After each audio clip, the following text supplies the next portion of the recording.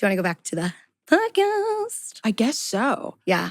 That's what I mean. That can be in the podcast, just not you saying that you did.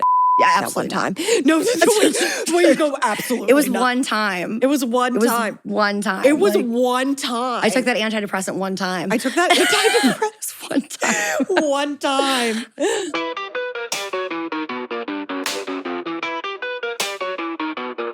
Almost dying taught me how to live. Being struck by a car left me in a 3.5-week coma with 15 broken bones and 16 surgeries to complete, including brain surgery. However, I woke up from that coma in an even greater place than I ever foresaw for myself. How? The universe will guide you out of the darkness and into the light if you allow it. Often, spirituality comes off as too highbrow. I'm not about that. Welcome to the podcast that talks and teaches about it through the lens of humor. Together, we'll harness positive energy and use it to work with the universe, all while giggling the entire time. Welcome to Gabriella Rebranded. Win most, lose some.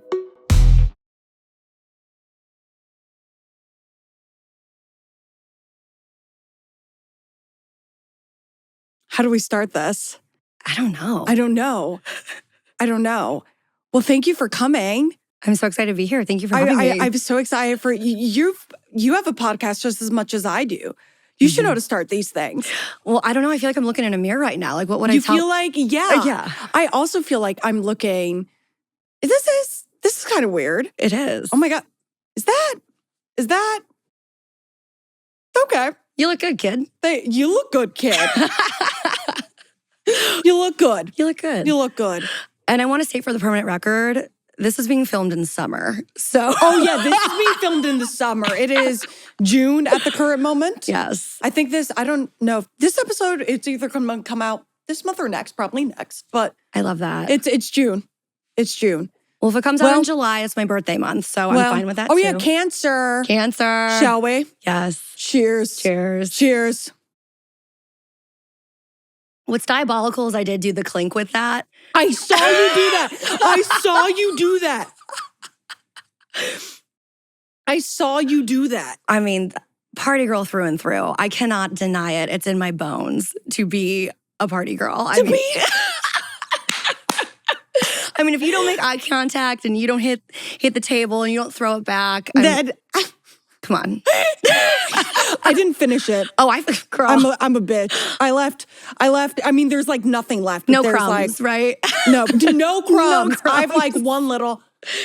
Okay. Well, I'm the kind of crazy person that after I eat a mini, yeah, me? Whoa. What? You crazy? Wait, since when? You know, it's a newfound thing. I'm trying it on. Okay. Just kidding. All right. Okay. I'm proud of you. After I eat a meal, I always want to end it with a double espresso or an espresso. It helps me digest and helps me not get tired. So I'll be out to dinner with people and they'll be like, oh, does anyone want dessert? And I'm like, can I have a double espresso? And people think I'm off my rocker. I'm like, well, it helps me like not fall asleep at the table. You guys want me to keep going? You know, you wanted to go to the next thing. You don't want me tired. You want me ready to go. And I mean, it makes sense. Yeah. It doesn't really shock me that Europe knows what they're doing better than the United States of America. I mean, everything. Hello. I know. Okay, I feel like we need to streamline a little bit. Just into what is this? This is my friend Emily. She's the host of the Definitely Delusional podcast. And Definitely Delusional, it's about being delusional. Yeah. and spirituality is, as I was talking about in an episode recently, my 4th episode with my life coach, we're talking about how Delulu positive is the only way to live. So Definitely Delusional definitely features part of Delulu positive. Absolutely. It's a tenet to it. To be positive and delusional, I think it's a great way to live your life. And if you think that everything's going to go well for you, what do you have to lose? Just go be brave and do it. Exactly. That's what I fully believe in as well. You know. But anyway, definitely, Emily has this podcast. That's amazing. And as you can see, we believe in a lot of the same stuff. Our banter. I don't know what you guys would rate it as, but I know that it's like looking in the mirror for me. What's that? It's like when you go like that and it's at the same time. Oh, yeah. It was like Mulan reflections. Exactly. Well, thank you for having me. I'm so excited to be here, and I'm excited that our friendship has blossomed these past few months of knowing you. It was like talking to someone I've known my whole life, and it's been so wonderful It is. just getting to know you better and seeing how similar we are, and it's a very good positive relationship in my life. I'm very grateful for you. I'm very grateful for you. We have a lot of weird similarities. And it's like, because of that, it's like really knowing someone. It just, you feel like, even though you're not from where I'm from, because your cultural background is similar to mine. Wait, you're from New Jersey or I'm you're from New York? You're from New York. Oh, don't get it twisted. That's Don't get it offensive. twisted. Okay, Don't get it mixed up. Okay. Cultural background, I mean that we're Italian. And we're from, but no, more than that. We're Calabrese. Calabrese. I'm half Calabrese. Or I forget if you're full or half. I'm half Calabrese. Okay, we're both half Calabrese. Yeah. That's what it is. So we're probably like third cousins because there's not a lot of people in Calabria. I can see it. I can see it. It's like looking in a mirror. What's so funny is, we were talking about like what do we talk about? Like how can we loop this into spirituality? And I'm going to say something that's probably people are going to either get it or they don't. I found my spirituality actually through being a party girl. And that sounds so counterintuitive. People are going to be like, a party girl, what do you mean? So I feel like, party girls get this rap of like, you're irresponsible, you're just going out, you're wasting your time. No, I've found the best networks of people. I've found myself. I've found self-acceptance. And I've really learned what it means to be a good, responsible friend. Because, when you're going out and you're being social, like there, of course, are risks that you take going out and you have to be safe. And you have to be mindful of everyone else around you. Are they being safe? Do we need to go home? Did someone maybe have a little bit too much to drink? And it really taught me not only about caring for other people in a social setting, but also how do you trust yourself? Like, the vibe that you're bringing, is that something that's lifting people up? Is that something that's bringing people down? Are you aware of your time and your space or your proximity to people? Like you learn a lot about yourself socially when you're put in social situations like that. Yeah. Mm-hmm. And also your day job is you're a nurse by day. Yes. So you're a nurse by day. So I imagine that is such like healing people, like being a healer is connected. Like if you care about being a healer, which obviously you do as a nurse, that is definitely in part connected to like, just empathy and like really caring for the souls of others. So how being a party girl makes you a better person, you get to exercise this skill set you have at these events. Yeah. Yeah, I understand the human body, the way the human body works, the mind-body-soul connection. And, I'm able to, like, does my body feel safe right now? Okay, my body feels safe right now. Are my friends making safe choices? Okay, if they're not, maybe we can course correct a little bit. I'm always aware of other people, and I want to make sure that other people are enjoying themselves safely, which I think is paramount. When you're having a good time and you're like ripping up the dance floor, it's like, okay, but have you had water? You're sweating kind of hard, honey. Like, we're gonna need to get some water. Yeah. And I'm a retired party girl. I'm a retired party girl because, sometimes a car comes along and knocks you out of that party girl phase. But when you told me, when we were talking, because we have such a good chemistry and we have such good banter, and we were talking about like, oh my God, you have a podcast, I have a podcast, we have to do an episode. And you were like, I want to talk about how being a party girl has connected me more to other people and helped me be a better person. I can't do that anymore, but I was so like, this is the perfect place for you to give this take. This take. It's a hot take, and some people may disagree. Some people are going to be like, I think this girl is out of her mind. I think this girl's killed one too many brain cells in her day. And I'm like, no, I've expanded more. I've created new neural connections, baby. Don't you worry. You're connecting new ones every weekend. Exactly. Well, I have a question for you. Yes. Because you had a near-death experience. Yes.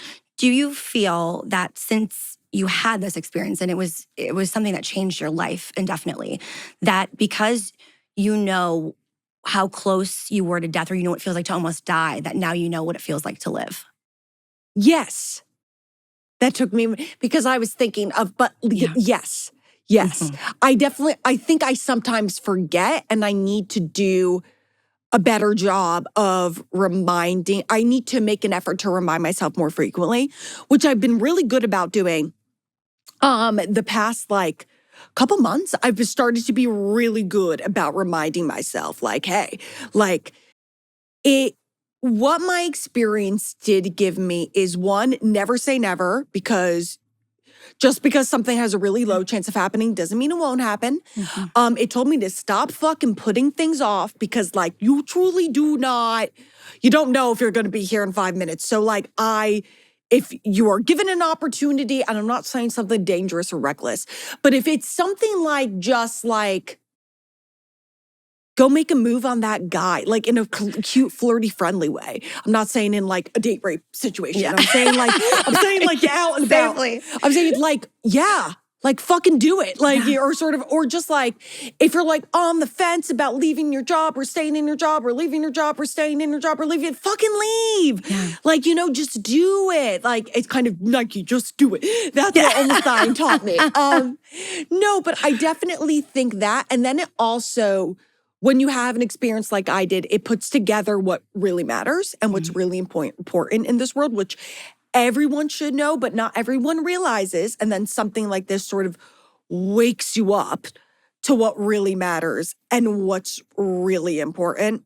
And this is what I've been really reminding myself of lately and like really taking stock, is it's like, if your family's doing well, if your health or your loved ones, maybe you're not close with your family, but your loved ones are doing well. If your health is okay, if you have a roof over your head, nothing really fucking matters. Like, I've so much of the stupid shit, because when you're a young adult, like 20s, 30s, teens, like the things people can get upset or start drama over is so stupid and so trivial. And even as I've been going through it, I've seen people in their 40s do the same. So you never really, some people never grow up. But it's put into perspective for me how much of that doesn't fucking matter. And some people can like, I can tell they want to cut me down. My haters, they want to cut me down so badly. And it's like, nothing you are doing or saying really matters at all. Back to what can be in the episode. But yeah, that's what I would say it gave me about living. That was a little bit of a long speech. No, I think it's wonderful because I sit at the other side of the bed. I have this experience as a healthcare provider, and I see life and death all the time, and I'm very comfortable with death. It's made me that much more grateful about life and living in the moment and taking that trip and telling that person that you love them and really accepting myself radically, which I found my spirituality in the craziest way. I was actually at a music festival in 2018. And partying can bring you closer to the universe. Oh my God. It actually, from the people that are very big into like the rave scene or the party scene, a lot of us, I would say majority, have very, very deep spiritual ties. Really? Yes. Okay. So my story is kind of crazy. I went to a music festival in 2018. Okay. And I actually went by myself. Out of state. I was 25. You went by yourself to a music festival? Girly. I was very brave. I mean, I'm an only child. So my whole life, I've kind of grown up with this hyper independence of like, my mindset is if I wait for someone to hold my hand, I'm never going to get to where I need to go. So I need to take that jump, and I have to trust that whatever's going to be meant for me will catch me, and it'll help me go. So I went to the music festival by myself, and back when like Facebook was a bit more popular, like went through the groups of the people that were going and found people to stay with. But like by and large, kind of was doing my own thing. I had my own agenda going. Didn't really stay with the group that I was staying in the hotel with, and was kind of solo questing. And it was the very last day, and I was completely by myself. And I will never forget this. I was at his artist. His name's Eric Prydz. He has a lot of like progressive house and just like he was creating music that I had never really heard before. Very different from his mainstream stuff, like his Call on Me with the girls and like the music video working out. Like, he has some very big mainstream stuff, but he never plays it when he has sets. But it was the very last day. It was on a Sunday. And I remember just being by myself. And I was really connecting to this music. And I felt in that moment, it was almost like, I don't want to say a beam of light because that makes it seem like I'm like crossing over into like another dimension. But I was completely coherent, mind, body, soul, completely all connected. And when I was listening to his music, I just felt like whatever was inside of me got plugged into something and almost like electric.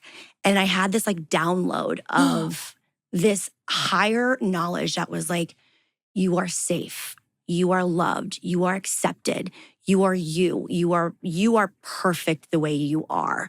And I remember, and I started crying. I was just like, what is going on? I'm like, and I was like completely in my own world. It felt like I just had this like protective sphere around me. And I was like, oh my God, I figured it out. And then I texted my really good girlfriend. She's like my sister. The first time we met each other, our eyes locked. And it's like, I've known you in so many lives. And I was explaining to her and she goes, it found you. You found it. You know. You've known this whole time, haven't you? And I was like, I've known this whole time, right? And she's like, it lives with you now. Plur. Right? And it was completely by myself. And then after that, I saw the world differently. I was like, the universe provides, baby. Like, I am this divine, beautiful person. And I've walked with that ever since. Well, it's crazy. What your friend said is also so true because the universe is inside all of us. Totally. And it's like, it's just subconscious. And then something happens that brings it to the surface. So like in my episode that we're re-recording, because I didn't like the way it came out, but in my episode about my conversation with the universe while I was on shrooms, I did have a conversation with the universe while I was on shrooms, but really I knew all that deep down. Shrooms are just what brought it to the surface. But I knew all that deep down. So it's like the same, you knew all that was always inside you. And also like, how I say Plur, peace, love, unity, rave. Like that's what like raves are supposed to be. Like it's supposed to be, like it has such a rep of like this drug frenzy, but it's supposed to be. Yeah. Well, I think understanding a lot of the music that we know now, like house music, which I love, originated from disco, which was created by people of color and people that were LGBTQI+. There's disco. And disco was a place where you could dance and it was counterculture and you could be free and you could live your life. Yes, there's been drugs, throughout our entire history. Like drugs are drugs, they're everywhere. But people were living expressively and at a time where there was so much, pushback on civil rights. There's pushback with, gay rights. This was a place that you could be yourself. And then the rave scene came about, and it was people that were misfits, the kids that never really fit in, a little bit off, like not the cool kids. And it was underground. It wasn't this big mainstream thing it is now. So it's become evolutions of itself. And it's great that we're filming this during Pride, Pride Month. And, I owe so much of my spirituality and my self-acceptance to these safe spaces that people of color and LGBTQI+ have created for me to find myself. And I'm forever indebted to their bravery and their ability to create safe spaces. And that's, when I go to clubs or even when I go out to the gay bars, like I'm in awe of how beautiful people are when they radically accept themselves. It's the way it should be. Yeah, it's amazing. And it's also, somebody actually just said this to me yesterday, so it's kind of interesting. She was talking about, I'm sure you've seen the memes of Katy Perry on the Lifetimes tour and how she's the dancing. the dancing. The dancing. I'm sure you've seen the TikToks. Yeah. And she and my friend, we were talking about good dancers and bad dancers, and I've never been a good dancer, and now like, especially the balance center in my brain doesn't work, so now I don't even try. And like, even like, I don't want to try. And what this girl was saying to me while she was doing my nails, she was talking about how we were good dancers versus bad dancers, because she was talking about J-Lo's recent performance. What she was saying to me is she was like, listen, she was like, if you're a good dancer, or like, she doesn't mean like you're winning like a dance performance, like you're getting like you're competing professionally. And then you used to be a dancer, so we'll circle back and talk to that. Totally. But she was like, if I think you're a good dancer or a bad dancer, she goes, it honestly just has to do with if you look comfortable doing it. Mm-hmm. If you look comfortable doing it, that's all it is. And that is so true about the communities that have been created, like especially at gay bars. Like I've never felt more free at a gay bar. Like I am not someone who like drops it, and at a gay bar, I fucking drop it. Like, no, my like friends who have gone with me to a gay bar like one time are like, I've never seen you do, you were killing it on the dance floor. Like, where is that person? And I'm like, yeah, because I feel comfortable.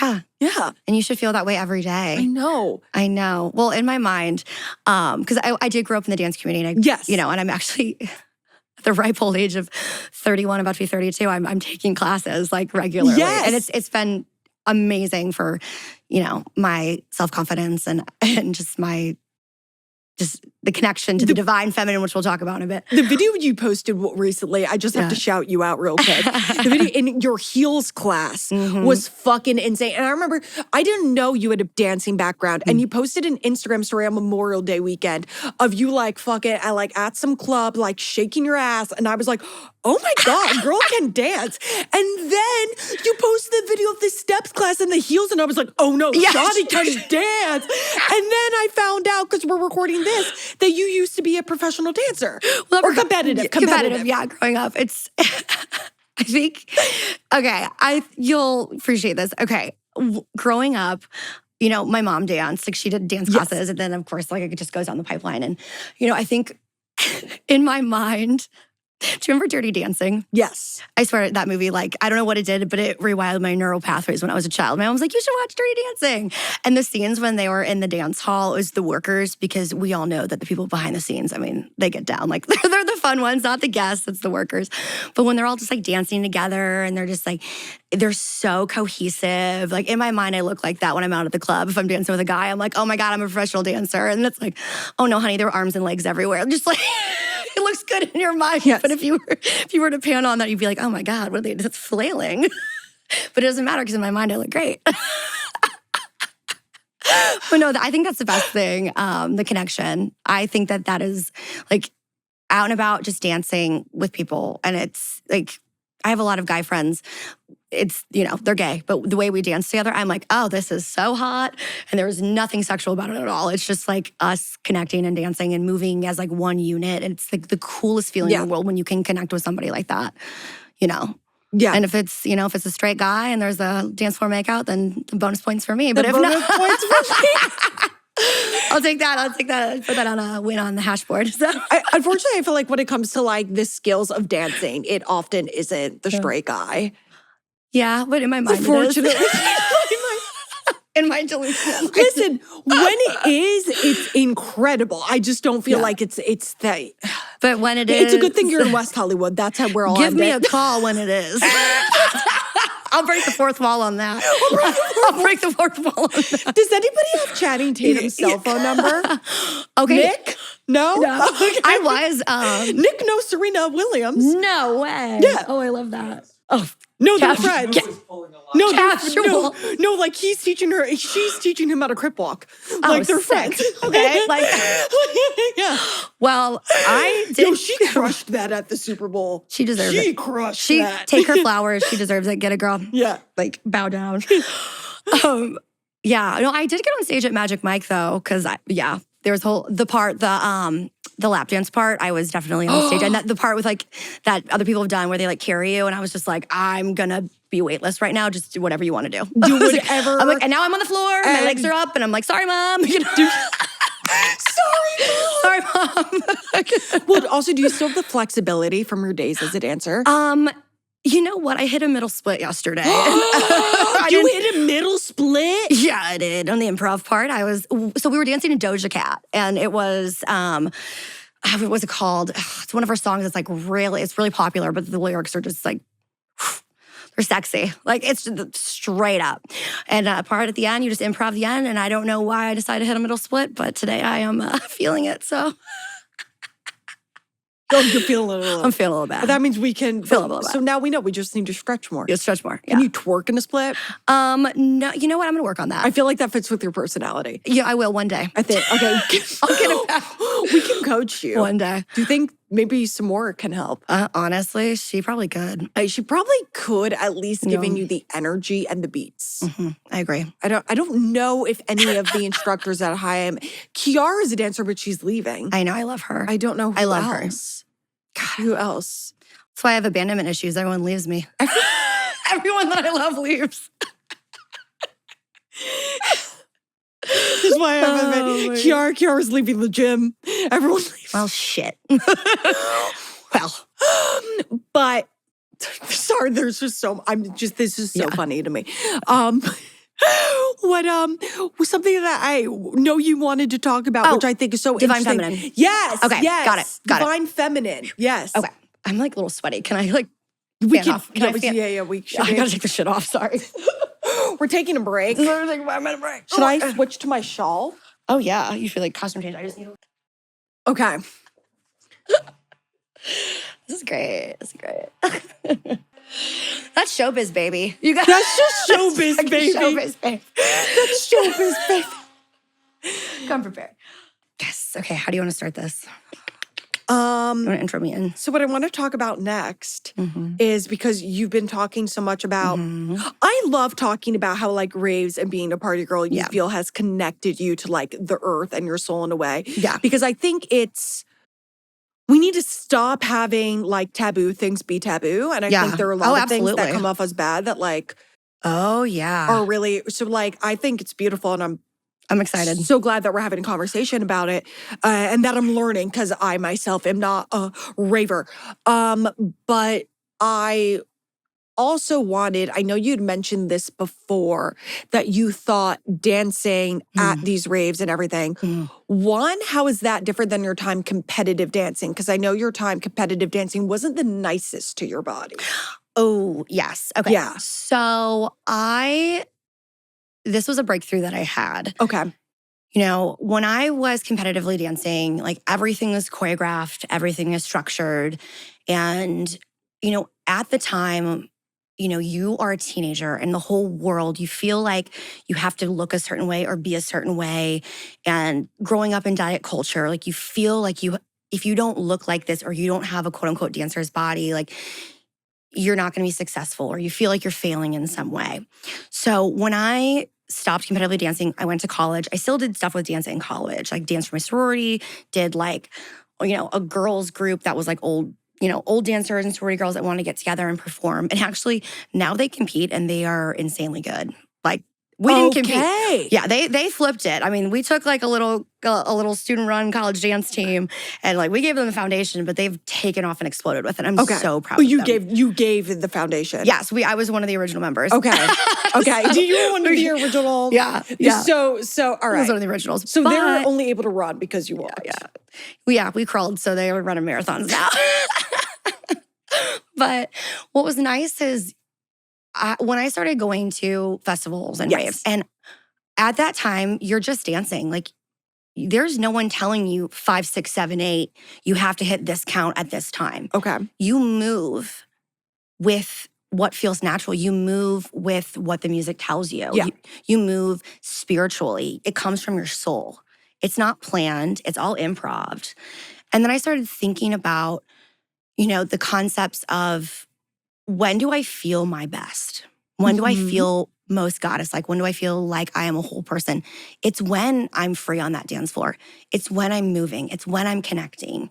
And then I thought about like, okay, these buzzwords, like what is divine feminine? What is divine masculine? And I'm sure people have heard that. And they're inherently traits that are deemed more like masculine or more feminine. And I, in no way, shape, or form, subscribe to that you have to be in a box. Like to be a man, you have to be like masculine in this sense, and to be feminine, you know, or to be a woman, you have to be like this. You know, you need to have a mix of both things. And this idea of like divine feminine is the energy of creativity, of intuition, of receptiveness, of empathy. And I'm thinking of like what gets me going. And it's like, well, dancing. And when you look up, the energy, like your chakras. Yes. So you have your 7 chakras, which is how your energy flows throughout your body. Yes. So you have your root chakra, which is your first, your sacral, which is your second, and that's in your pelvic region. And then you have like your solar plexus, your heart, your throat, your third eye, and your crown. And your second chakra, which is your sacral, that's like how you move. That's your creativity. That's your sensuality. Okay. Yes. And it's tied, it's like water. And of course, I'm like a water sign, but things that make you feel creative. And that's dancing, that's movement. And when you're moving this energy that might feel stagnant or you feel kind of like shitty about yourself, moving your body innately makes you feel better. And when you're on the dance floor and you're hitting it and you're moving your hips and you feel like the sexiest person in the world, it's okay, but that's that energy that lives inside of you. And that helps everything else flow. Okay. It's kind of, and it's a little woo-woo, but yeah, no, it makes sense, it's a little right? woo-woo. No, I'm getting it. And it lives inside all of us. Yeah. And you think like the rave scene and like being a party girl. Yeah. But like being a party girl in a way that's like not a party girl frat guys. Being a party girl that's in this more like empathetic way is what is able to bring that. And you don't feel like that was really able to come out of you in competitive dance. No, it wasn't. And this kind of leads back into, I guess, the next thing with the spirituality of like the 5 agreements of like, don't make assumptions and don't believe everything you hear. Be skeptical and, be kind to yourself and say all these words in this spiritual book that I'm reading. And I thought to myself, as I'm deconstructing all these narratives of, as a woman and as like a feminine person, like my whole life, it's never been a narrative of like, who do you think you are? It's society telling me who I have to be. Yes. My body needs to look a certain way. I need to appear a certain way. I should tone it down. I should be this. I should be not that. And it's not until I see other people like Charlie XCX at Coachella, literally stomping down that runway, crawling on the ground, screaming into the microphone. And I'm like, that makes sense to me. Like that is just so raw. That's her energy, not constrained to what society thinks she should be. She's out there. She's literally doing whatever. She's not a classically trained dancer. No. And she doesn't care. And I was like, that makes sense. Because also when she plays, I remember, do you know, I'm forgetting his name. He's one of the Peloton instructors that everybody loves. Cody Rigsby. One time I was doing one of his classes and he talked about seeing when he saw Charlie live. And he said his favorite thing, and I need to give him credit because now I've realized it, but I only realized it because he said it, was that he was talking about when he went to Charlie's concert. And I've never seen her live, but I've seen like, I watched her entire Coachella set on my laptop. And you were there, honey. You were there. I was there. Well, no, not while it was live, but after the fact. I was like, I just need to see this. She's incredible.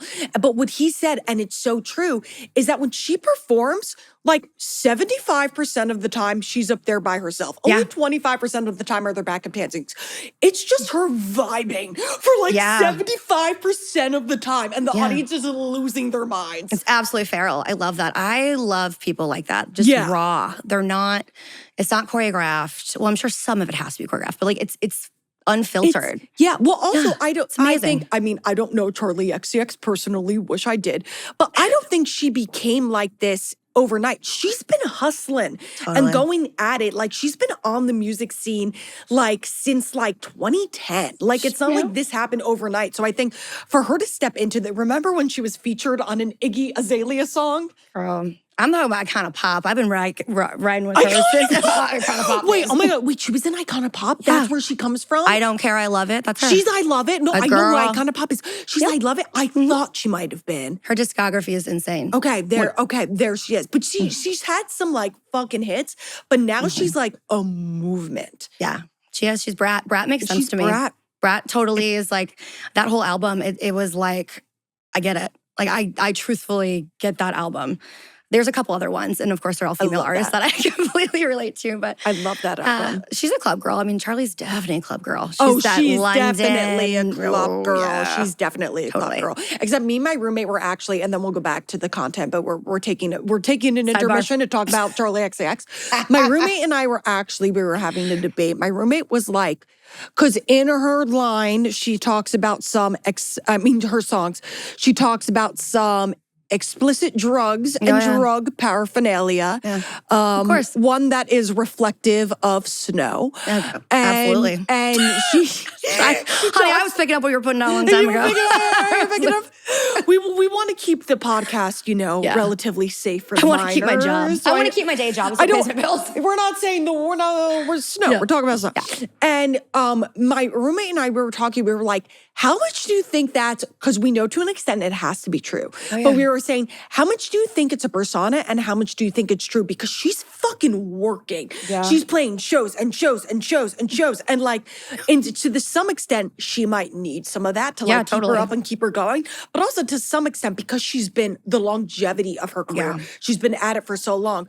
You obviously can't be at it. You will burn out eventually. I don't know. She hasn't burned out. Yeah. So there's got to be some restraint because she hasn't burned out. Well, so how much is the persona and how much is I don't know. I mean, it is hard. Yeah. It is hard. Like some of these DJs, like they have to go sober for a while because they're like, I can't fucking do it anymore. Like some of them are like, if I go to one more thing completely out of my mind, like it's not good on your brain. Well, I mean, Avicii. Look at what happened to Avicii. He was pushing too hard. He was pushing really too hard since he was a child. Yeah, too much. And he was sick. Yeah. Too much. Fuck you up. That's why you got to party responsibly, protect your brain. That's why you got to party responsibly, protect your brain, that's why that's kind of what you champion. Yeah. No, I feel like I've had a lot of very spiritual learnings on shrooms. Totally. So like they're a natural drug, but like comes from the earth, babe. Comes from the earth. And what some people theorize is that no, humans only have control of like 90% of our brain. Oh, absolutely. Or like not even 90. We only have control of like 10%. Like there is one of the many theories about magic mushrooms is that they unlock a little bit more of that brain potential. Well, there's the theory that we evolved because of magic mushrooms, that it created. So like as people were like fucking around and eating stuff, someone was like, wait a minute. They like took the magic mushroom and it unlocked parts of their brain to grow consciousness. Oh, there's a whole theory on that. Oh, for evolution. Whole theory on evolution of how we developed from primates into that, just due to us. Yeah, our brain developing in those ways and creating those pathways. Oh yeah, I'll get you turned on to that later. Okay. Do you want to go back to the podcast? I guess so. Yeah. But that's what I mean. That can be in the podcast, just not you saying that you did. Yeah, absolutely. That one time. No, where you go, absolutely. It was one time. It was one time. One time. It was one time. I took that antidepressant one time. I took that antidepressant one time. One time. That's what it is. That's all it is. High dose antidepressant. Anyway. Oh my God. So I have another thing to loop that back. Okay. Okay. So we talk about this is why this is amazing. This is how my brain works, babe. This is why this is true Italian woman. Like how we can just make something out of everything. Mm-hmm. Yes. No, that's what I love about it. Like how I made the story of my boobs about spirituality. Like that was insane. That was art, honey. That was art. That was art. That was art, babe. That was art. I'm currently trying to figure out how I can make fake nails and tie that into spirituality. You can, talk about, people throughout history have had fake nails. You can talk about like certain cultures probably had them. My nails didn't, I had fake nails when I was hit by the car and they didn't break. Okay. There you go. I had the best nails in the ICU. The nurses kept being like, oh my God, her nails. My mom was like, yeah, that's what I'm thinking about right now. Well, hey, we got to keep it light. We got to keep it light. It's a very, very serious place. Yeah. So, I just had another connecting thought when it comes to like chakras and like, we're talking about people like Charlie and how they are unapologetically themselves. So the flip side of like the positive aspects of your second chakra, the negative aspects are guilt, shame, repression. So when you think about, your whole life, about the things you were shamed for, or like women, your sensuality, your sexuality is shameful because you're damned if you do and you're damned if you don't. So when I connect to myself, like whole body, like why should I feel shame in the body that I was given or feel like it's not enough when it does so much for me as it is? I'm healthy. I'm able to move. And if I don't, embody all of these beauty standards, so what? If you don't like me, so what? The beat goes on. I like me. I like the way I feel right now. I like the way I'm kind to other people, and I hope they feel accepted when they're around me. So if you don't like me, okay. It's so great that you're there because I know it's so much better that like it's your opinion of yourself and not the opinions of others. And that's like ego versus soul. But it is so hard to actually connect like so that like as long as only I like me. And that's something that I'm working on. And you just like have got like, you just have got it. Well, it's hard. And I will say that it day to day, I have to work through the unprogramming of the self-doubt of, well, why doesn't this person like me? And, for so long I was like living for the opinions of other people. Like, why doesn't that guy like me? Or why am I not accepted by this group of people? And, why does it feel like I'm not measuring up to this? The standard that they've created is just like, it's unrealistic. So you're like running around in this hamster wheel in your brain, constantly thinking if you are this way or that you're that way, then somebody will like you and then you're going to get this next thing. And all the while realizing, do you even really like that version that you would be? Yeah. And is that even authentic to who you are? Yeah. And it's like, what? Do you like it? Yeah, there was a quote that I saw like weeks ago that it said, there are some people who are going to love you no matter what you do. And then there are other people who are not going to love you no matter what you do. And I was like, realized it made me really think about the cycles or the loops I've been in with specific people or specific groups of people where I've over the years tried to be all these ways or do all these things that aren't authentic to myself because I'm trying to get them and they're never going to like me. And something I think that's really interesting is a lot of what you're talking about is like being confident in yourself and knowing, like, being confident in what you know about yourself. And that's definitely something I've been working on a lot, like being confident in what I know about myself. And I was at this thing that I've started, the hike club. Oh my God. Yeah. I forgot to, it's also next Sunday. Wait. This coming Sunday. I'll be out of town. Okay. But it's not, then it's not the, Perfect. We'll text. Yes. But anyway, some girls shared something and I was like, I need to be better about that. And like, I'm trying so hard. Where she was like, I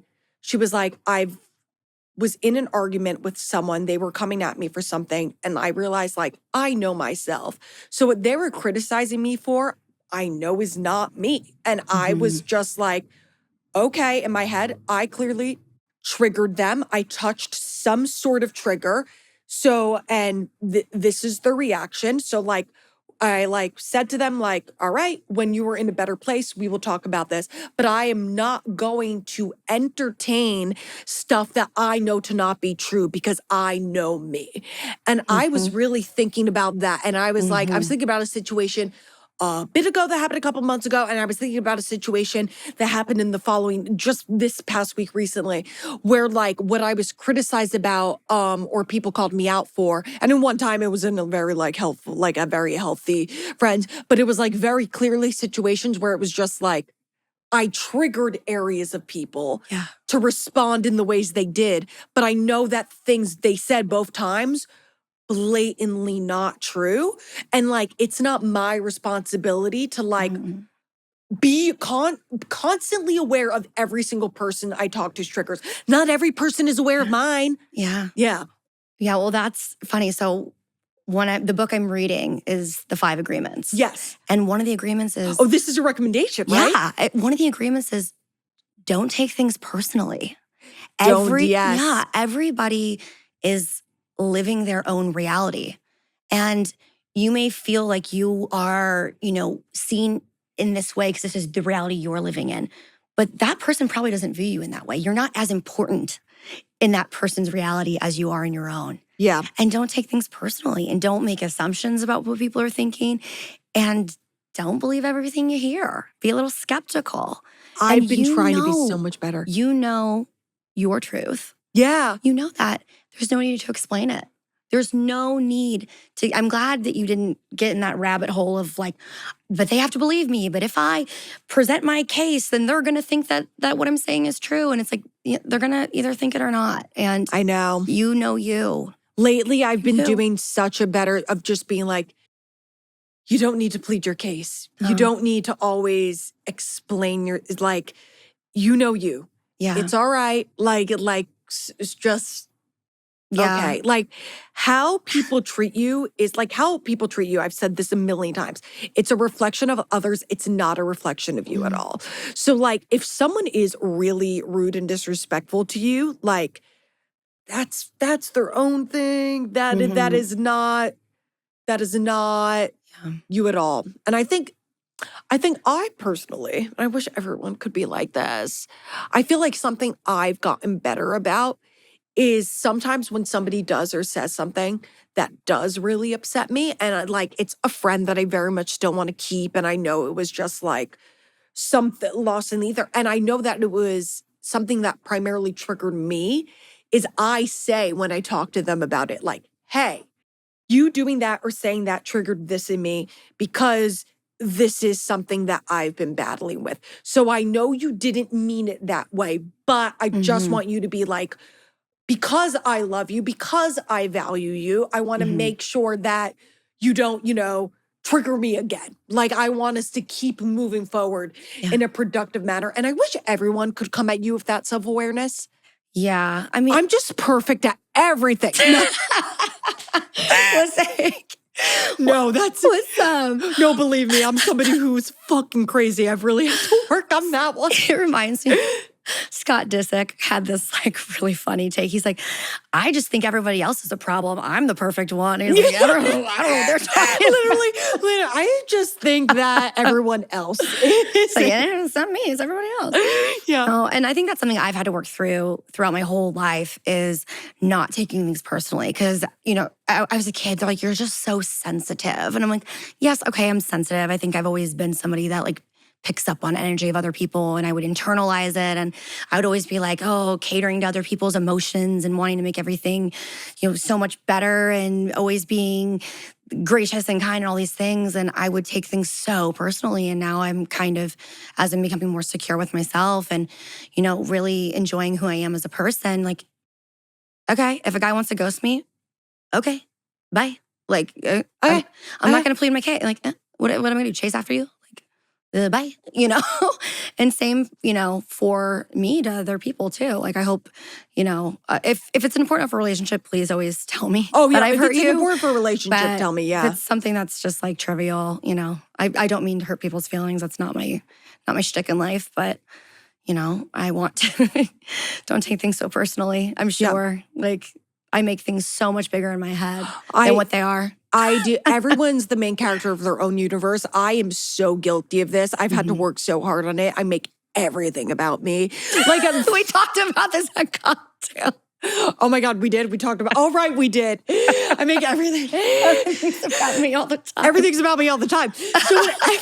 So whatever the slightly most disrespectful thing is done to me, I'm like, this is clearly an attack on my entire platform. And I took that personally. And I took that very personally. It's like that just what? We're all the main characters of our own universe. We are. As you should be, though. It's your life. You get to write your story. As you should be. You're not going to be the main character of anyone else's universe, so you got to make yourself the main character of your own. But that being said, you also have to understand that everyone else has got their own universe going on. So you're not the main character of their universe, so they're not thinking about you when they make 99% of decisions and say 99% of things. Absolutely. And, with that knowledge that we know, it's all about who you want to co-create with and who wants to co-create with you.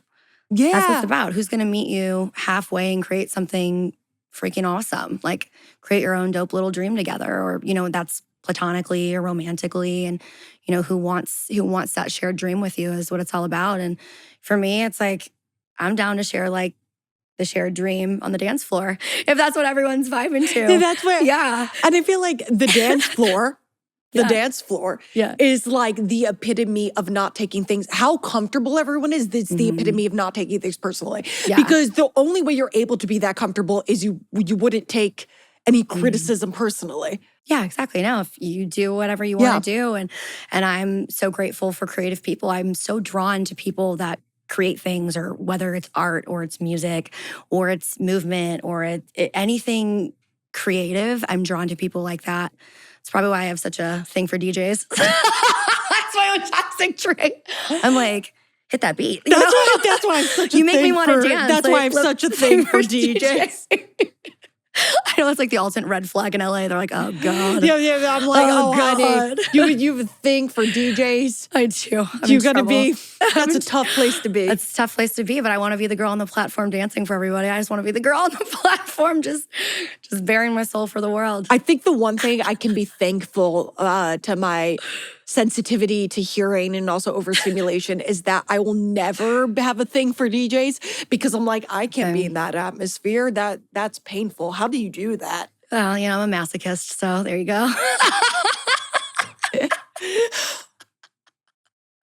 Honey, find me. It's 12 noon on a Monday at Space Miami. That's like my dream place to be. Los Angeles best nurse, everyone. Yeah, everybody. Los Angeles best nurse. My patients are taking immaculate care. I think I'm so personable because my bedside manner is quite funny. You gotta laugh a little bit. You gotta, She was a nurse at Coachella. I was. She was. I was. She did work on the medical team at Coachella. Mm-hmm. Yeah. You saved a few ravers. Saved a few workers, but not so much. I was back at the house, not front. But that was really fun. It was really fun, and how do you blend things that you're passionate about and your job, and doors open for you you'd never expect. I mean, like, in what beautiful reality would that happen? And it happened. It happened. And I hope more things like this can continue happening, because they're things that genuinely align with what sets me on fire. See, yeah. I would love for you, if another time you're a nurse at Coachella, because obviously you'll do that again, for you to work the front of the house with the festival goers and just see what. Oh no, that's bad.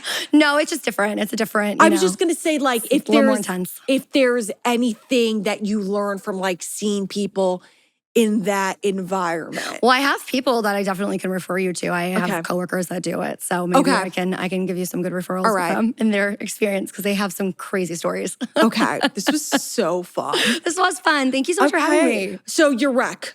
My rec. Okay. You already gave it a little bit, but just let's talk about it a little more. The 5 agreements. The 5 agreements. The original book was the 4 agreements, and then it got expanded upon. So the author and his son created a new agreement that. The book's a very easy read. So if you're somebody that needs something that's like less than 100 and some odd pages, and you want something that's like really good, maybe to go on a trip with, or you're just looking to kind of create a life that's more in alignment, the 5 agreements is fantastic.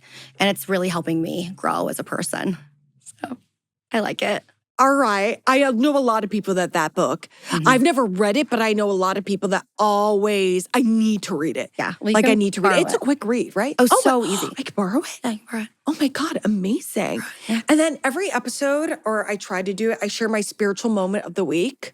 Love. But I'm going to be honest, this one was hard for me. Yeah. Because You had a week. Yeah, I did have a week, which is sometimes your spiritual things come from weeks when you have a week. But I've just been I don't really have like a sort of movie moment where I'm like, oh, and look at what the universe, blah, blah, blah. I think the only thing that I can say was my spiritual moment of the week. It's been a bit since we recorded. And my spiritual moment of the weeks since the last time I recorded was just really being like, a couple times in the past week, week or two, people have asked me like how I'm doing, like how are things, like how's my life been, like how are things that I haven't seen of it. And I'm like, my life is just so stable right now, which is like such a gift. Like after having so many years of it being so not stable for dramatic reasons, like my life is just really stable right now. And there's nothing extremely good happening to me at the current moment, but there's nothing extremely bad happening to me at the current moment. And every day I'm just so grateful for this stability that like, it's so good. And again, as we were talking about on what really matters, I'm blessed to be in a position where like, my mom, my dad, and my brother all in good health. Myself right now, I'm in good health, all things considered. My closest friends, in good health. I have a roof over my head. I have food. I'm never wondering about where my next meal is coming from. Thank God I am stable in that sense. Yeah. And I just think that that is my spiritual moment, that the past few weeks, especially when people ask me how I'm doing and I say really good and they say, why? I say, everything's just so stable. And so it is. And that's spiritual. It doesn't always have to be an uphill battle. It doesn't always have to be this crazy thing. And you're like, the beauty in the stillness. The beauty in the stillness. Yeah, I struggle with that because my mind chatters and I'm like, wait a minute, it's almost too quiet. The shoe's gonna drop. And sometimes it doesn't. My mind doesn't. My mind does that too. I say all the time that I'm so used to being stressed that I'm trying to be better. I've had to work really hard on doing this. My natural state is when everything's going good, I look for something to be stressed about because I'm like, wait a second, I'm usually always stressed about something. Why is there nothing stressful? I'm clearly I think I'm forgetting about something when there's nothing that I'm currently stressed. So I've had to really work on reeling that in. And I think I've kind of started to figure it out. Yeah. Yeah. Been there, sis. Do that regularly. Yeah. I'm so happy. Thank you so much for doing this. Of course. I would do this all day long. This was so fun. I love this. See, being a party girl can make you a better person. Do it. Hit the split. Do the dance move. Ecstasy has a ton of health benefits. Totally. Yeah. I mean, yeah. So I am going to link in the show notes of where everyone can find you and also the Definitely Delusional podcast. Yes. In a few episodes, we're going to have our co-host Dean of Definitely Delusional on here as well. But I'm going to put links, but if there's anything you want to shout out specifically to hammer home of where people can find you. Yeah, so my podcast with my co-host Dean is at Definitely Delusional, and my public Instagram is EM_SIMMS. And I'm also on TikTok. I just forget what my TikTok handle is. I'll put it in the show notes. Yeah, sorry about that. But yeah, it's fun. It's really fun. And I'm so glad to be here. And I'm looking forward to the experience you have with Dean because he is so funny and he's hilarious. You guys are going to be cracking up all the time. I'm really excited. And make sure to check out Definitely Delusional. I'm going to be recording an episode. I'm going to be a guest. It's a crossover episode. I'm really excited for what my delusion is. It's a good one. Good. I love it. This has been Gabriella Rebranded with Most Lose Some. Thank you so much, guys.